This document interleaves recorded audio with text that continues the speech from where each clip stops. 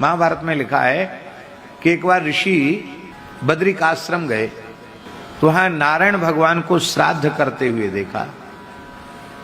बद्रीनाथ भगवान को श्राद्ध करते हुए देखा तो ऋषियों को बड़ा आश्चर्य हुआ। बोले महाराज ये आप क्या कर रहे हैं? भगवान बोले हम श्राद्ध कर रहे हैं।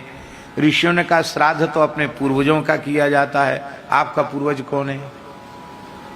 भाई पिता को जल दोगे, पिता के पिता को जल दोगे, पितामह को जल दोगे, प्रपितामह को जल दोगे, पिता मातामह को जल दोगे, प्रमातामह को जल दोगे, वृद्ध प्रमातामह को जल दोगे, तो आपके न तो पिताजी के खानदान में कोई है न आपकी माताजी के खानदान में कोई है।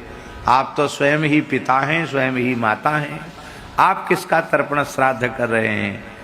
तब श्री ठाकुर जी ने कहा मैं अपना ही पिता हूँ, अपना ही स्वयं ही पिता हूँ, स्वयं ही पितामह हूँ और स्वयं का स्वयं ही प्रपितामह हूँ।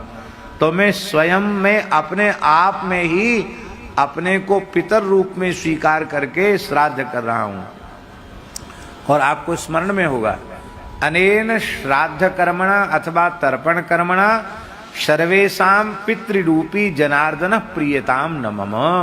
सबके पितर भगवान ही हैं, इसलिए श्राद्ध कर्म से भगवान की प्रसन्नता प्राप्त होती है।